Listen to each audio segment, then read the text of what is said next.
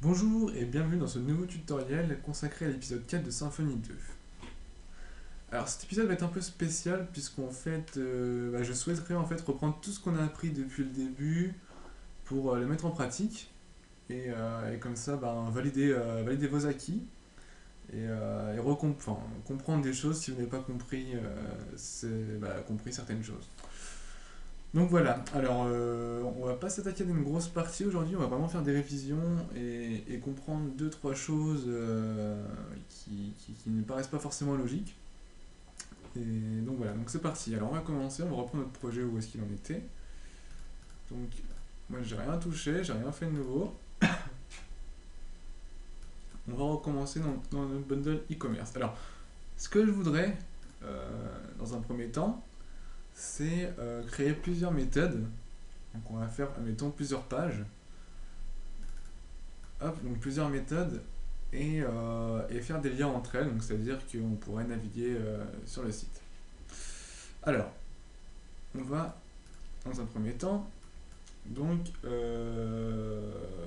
supprimer la méthode, enfin pas supprimer mais modifier la méthode index action. Voilà, on va retirer un peu tous nos tests. Hop, on va retirer tout ça. Le tableau, on va pas en mettre. Voilà. Une fois qu'on a fait ça, on va modifier la route, puisque forcément il n'y a plus de paramètres, donc la route il faut la modifier.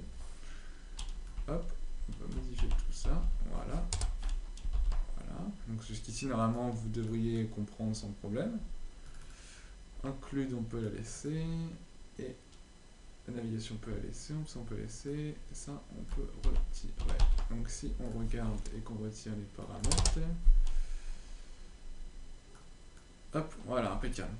Alors, ce que j'aimerais moi, c'est qu'on mette par exemple la page accueil, voilà, un lien sur la page accueil, un lien sur la page test 1 et un lien sur la page test 2. Voilà, actuellement il se passe strictement rien. Alors, qu'est-ce qu'on va faire? Alors, sachez que par convention, une méthode égale une action. Voilà, il ne faut pas faire, faut pas avoir plusieurs actions pour plusieurs pages. Enfin, une seule action pour plusieurs pages, c'est pas terrible. Il faut bien scinder. Bon, sauf si vous avez exactement les mêmes appels, les mêmes fonctions, enfin les mêmes paramètres dans la méthode, vous pouvez la réutiliser pour éviter la duplication de code.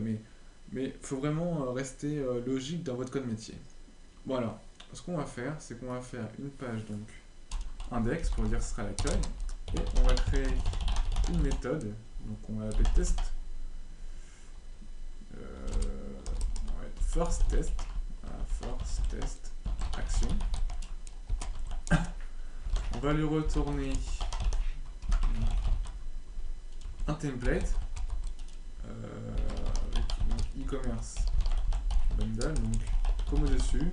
Je vais écrire comme ça, vous entraînez aussi à comprendre et à pas recopier bêtement, de préférence. Et on va l'appeler first.html.twig. Voilà. Voilà pour la première méthode. Et la deuxième, on va appeler second test action. Alors, hop. Alors, une fois que vous avez fait vos trois méthodes, il faut faire les trois routes. Alors, on a une route. On va faire la deuxième route. Alors, faites attention, si vous n'utilisez pas NetBeans, si vous faites des espaces avec tabulation, il se peut que ça passe pas en fait. Donc, vous êtes mieux à utiliser NetBeans pour être sûr que lorsque vous faites des tables, ça passe. Parce que, en fait, le YAML, les tables, il ne comprend pas. Il faut que ce soit des espaces. Or, avec NetBeans, en fait, quand on fait une tabulation, vous voyez, il fait quand même les espaces en fait. Il sait que YAML n'aime pas les espaces, donc il remplace le tab par les espaces. Voilà, donc c'est une petite aparté. Alors, on va garder la nomenclature e-commerce first, voilà, pour dire le nom de la route, ça s'appelle e-commerce first. En pattern, on va lui mettre first. En default, on lui met donc le contrôleur, ça reste le même, e-commerce bundle default. Seulement, on avait dit, c'était first. Je me souviens plus. First test. Voilà. On va recopier. Hop, ça. Pour gagner du temps. Hop, second. Et ici, on change de préfixe. Hein. Donc, enfin, on ne change pas on préfixe, mais on change la route. Donc là, on a en préfixe toujours pareil. Si on regarde bien, e-commerce en préfixe. Voilà, j'ai pas été chercher loin. Hein, dans le dossier app config, toujours pareil, le routing de base qui va inclure toutes nos routes. Et dans le routing par défaut du bundle, on a hello, first, second. Donc, si j'actualise, normalement, il n'y a pas d'erreur. Il y a une erreur. Ah, alors là, vous voyez par exemple, j'ai fait une erreur dans le YAML. Alors, il faut regarder où est-ce que j'ai fait une erreur. Est-ce que c'est une erreur de syntaxe ou est-ce que c'est une erreur d'espace? Donc ça peut être vraiment de tout. Ah, je sais. Alors, tout simplement, j'ai oublié les S à default. Voilà. Alors, une fois qu'on a nos trois routes de base définies avec nos trois méthodes, il faut faire nos trois vues. Toujours pareil. Alors, l'index, normalement, c'est fait. On a l'index. Alors, on va la dupliquer et on va l'appeler first et second.html.twig. Il faut faire attention. Hop là, voilà. L'include, on va la virer pour que ça soit plus compréhensible. Hop, voilà. Alors, la navigation, on va la mettre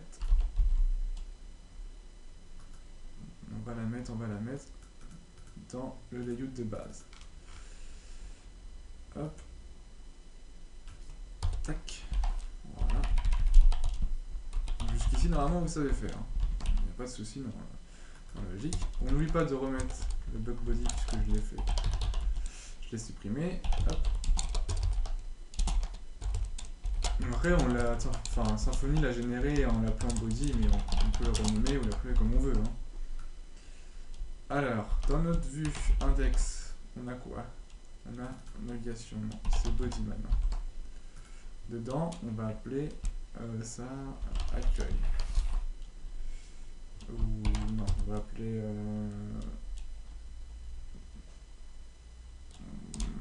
Voilà, accueil, ouais, ça accueil. Hop. Ensuite, on accueille, on va prendre first. On va supprimer tout ça. Hop, on a dit body. Ici, on va l'appeler first. Et là, on va appeler ça second. Normalement, vous ne devriez pas être perdu puisque je vous rappelle, c'est exactement ce qu'on a fait lors du précédent tutoriel. On remet juste en pratique ce qu'on a acquis. Alors, si on récapitule et si on a bien fait les choses comme il faut, on actualise, on a bien accueil, on a bien notre menu qui est généré par le layout de base. Hop. Sauf que, bon, on va modifier après. Là, on a first, ça marche bien, et second qui tape pas dessus. Alors tout simplement parce que, voilà, vous voyez, la vue génère exactement la même que la first. Il faut juste modifier le rendu de la vue pour avoir le second. Donc là, on est dans le second. Donc, par contre, dans le routing, oh là là là, vraiment je vais me coucher. Alors, second, voilà. Alors, simplement parce que j'avais fait un copier-coller tout bête, mais j'avais pas modifié la destination du contrôleur. Donc, ça n'appelait pas la bonne méthode. Donc là, ça devrait être bon. Voilà. Non, là, ça n'appelle rien du tout. Pourquoi il y en a un qui s'affiche? Second. Ah, tout simplement parce que. Voilà. Voilà. Donc, 3 petites erreurs d'indentation en quelques minutes. Vous voyez, ça arrive très très vite.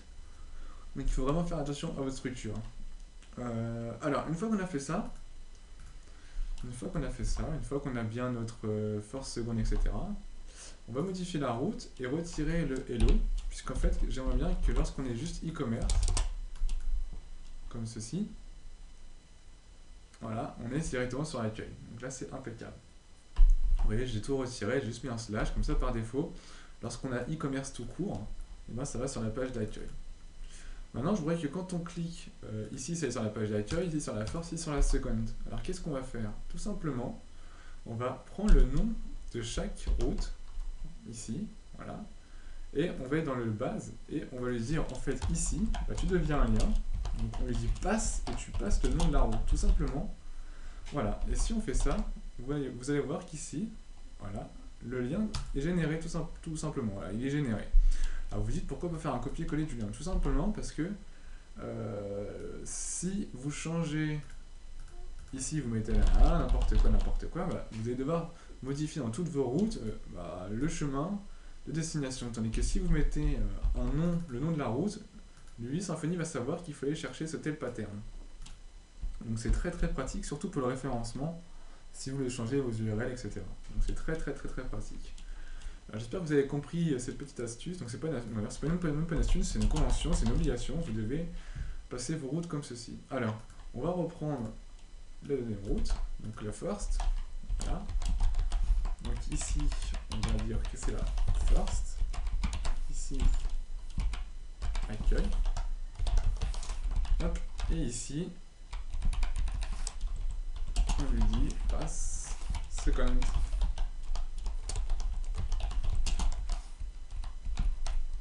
Voilà, second. Et là, maintenant, on a first, second, accueil. Voilà, donc là on a un site. Bon, certes il n'y a pas grand chose, mais on a le fonctionnement d'un site web. Et donc vous voyez que les URL sont bien formatées et que c'est rapide et c'est sympa, quoi. Donc voilà, vous avez fait votre premier site web entre guillemets. Bon, on va pas s'arrêter là, on va pousser un peu plus le bouchon. On va essayer de passer des paramètres et dans les routes, on va essayer de forcer le typage, etc., quoi. Alors, forcer le typage, pourquoi? Alors tout simplement parce que ici, vous avez juste, on va prendre first. Alors, vous avez first et on ne sait pas ce que c'est. Donc, les internautes ou des moteurs de recherche qui aiment bien avoir le format de rendu. Alors, pour avoir le format de rendu, c'est pas trop compliqué. Il suffit juste donc de lui dire que, en gros, donc, en premier paramètre, on a le contrôleur de destination, et en deuxième paramètre, on va lui dire comme format, j'aimerais du HTML. Donc, si on actualise, il va rien se passer, mais par contre, si on met .html, ça va fonctionner quand même. Ça ne fonctionne pas. D'accord. Alors, pourquoi ça ne fonctionne pas? Ah, je sais pourquoi. Alors, j'ai dû oublier. Donc, ici, il faut lui dire, alors, c'est 1, 2, voilà, en format rendu HTML. Voilà. Si je ne me suis pas trompé, normalement, ça devrait être bon. Par contre, le twig, il m'indique une erreur. Pas le twig, mais le mol. Ah oui, il revient, attention encore une fois. C'est requirement, 2 points, voilà, c'est du YAML. Donc requirement et le format. Donc ça reste une convention. Hein. Hop, on actualise. Ah, une jolie erreur. Donc c'est bien, au moins ça nous apprend requirement. Hop. Il n'en veut toujours pas. E-commerce first.html. Alors pourquoi il ne veut pas forcer mon HTML? Eh bien tout simplement parce que, encore une fois, j'ai oublié le format. Voilà, ici on lui dit le format à passer. Alors je vais vous expliquer pourquoi on fait ça. Alors je fais sous sa tête, alors des fois je mélange un peu les pinceaux. Voilà, donc là ça fonctionne très bien. Et même sur mes forces, dans la logique, ça devrait fonctionner aussi. Seulement on va le forcer quand même en HTML dans l'URL. Alors, comment ça fonctionne? Alors, on lui dit ici, donc comme si c'était un argument entre guillemets, que le format, et en gros que après le first, on aimerait bien avoir l'extension, donc point quelque chose, point format. Alors le underscore format, on le définit dans les requirements, voilà, donc on pourrait mettre plusieurs formats, c'est-à-dire qu'on peut séparer d'une virgule pour dire voilà, comme format on accepte le HTML, on va accepter le XML, etc. On peut vraiment passer plusieurs paramètres. Nous, on veut juste le HTML. Par contre, c'est pas une virgule, je pense que c'est un pipe pour séparer. Euh, ici, on précise encore une fois que le format, c'est du HTML pour le rendu de la route en fait. Pour le rendu du thisRender. Le thisRender, à savoir que c'est du HTML. Donc c'est justement pour ça qu'on met sur cette ligne-là le format de .html. Parce qu'en fait, ça se fait un peu doublon. Mais ça, c'est pour dire à la route que c'est du HTML. Et ça, c'est pour dire au thisRender que c'est du rendu HTML. Voilà. Donc c'est deux choses bien différentes. Bon, j'espère que vous avez compris le principe. Maintenant, on va retourner sur notre de base, voilà, et on va lui dire ici, voilà, donc de rajouter .html pour concaténer en twig. Si vous avez bien vu la documentation, pardon, je vais y arriver, c'est un tilde en espagnol, voilà.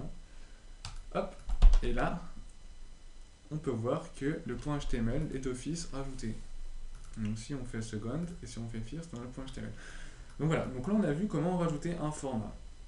Maintenant, on va voir comment sécuriser nos arguments. Alors, les arguments, ça ne devrait pas vous faire peur. On va passer un argument à first, ici. On va l'appeler, on va lui dire ID. Voilà, on va imaginer que c'est un ID. D'accord. Là, on va passer un array, on va lui dire ID, comme ça on pourra écrire l'ID dans la vue.